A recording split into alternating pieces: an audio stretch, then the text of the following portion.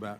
Mr. Ferguson is recognized for questions. Thank you, Mr. Chairman, and to our witnesses, thank you so much for being here today. We appreciate y'all's time and expertise. I always look at the lens, look at life through the lens of what our people back home really want.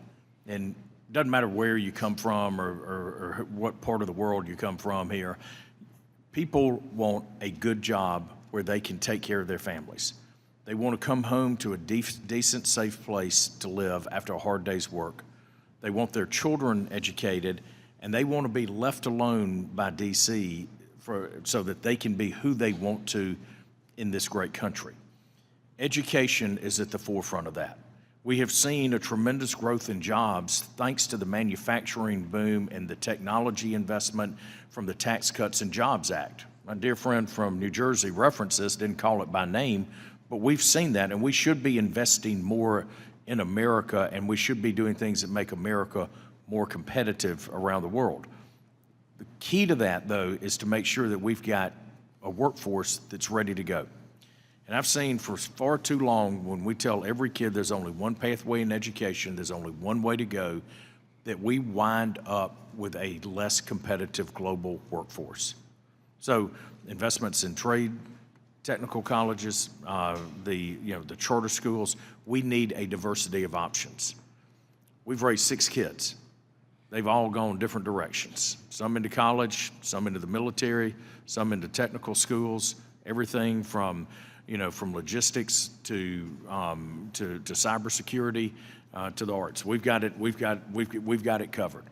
And the one thing I can tell you is that sometimes public education was the right choice for a child. Sometimes it was private education. But as a parent, I want choices for my kids, just as millions upon millions of Americans do. Mr. DeAngelis, it was interesting you talked about rural communities, because there's a real challenge when you look at, if you're in a rural community, you've got one choice. It's a public school system. Okay, there may be a small private school, but it's the public schools. How important is it that we could use these funds to improve the technology piece of what we're doing in rural schools, where they may not have the tax base to go in and make the investment that they need to be competitive with other schools?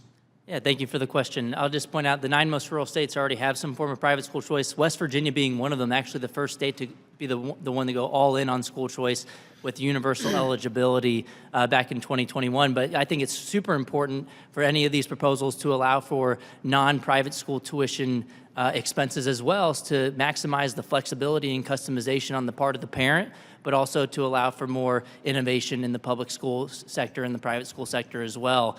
If you look at the state level bills that are passing, a lot of them are called education savings accounts that you can use it like a voucher for a private school, but you could also use it for these micro schools or pandemic pods, or even just homeschool curriculum and other expenses. So it really takes us from school choice to education choice and maximizes flexibility. I think that's the way to do it.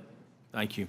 Mr. Rudman, you told an amazing story about a young man. He must have been pretty stout to pick you up and throw you around. But you talked about his success and growing a business, and you talked about him.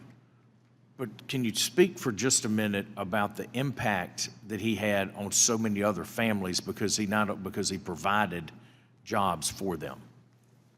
So there's two folds to that. Thank you, Congressman, by the way, for that question. There's 2 parts to that, to my answer. One is not only did he provide jobs for the folks that work for him, but he also provided mentorship back to some of my students. So whenever I had a student who was struggling and wasn't sure they were going to make it, there were times I would sit them down and counsel with them, and I would literally put my cell phone out on the table and call him.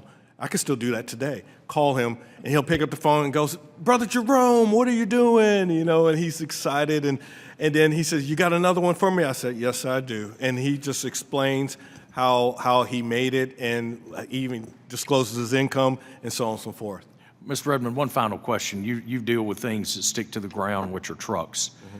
Do you think a modification of this plan to expand it into other areas, say for airline pilots, do you think that would be helpful as well? Well, anything that's going to help, anything that would help folks utilize these funds for more educational purposes or more choice, I think is a good thing. You know, but mainly, you know, I speak mostly for my industry. So, Thank you for that. Yield back.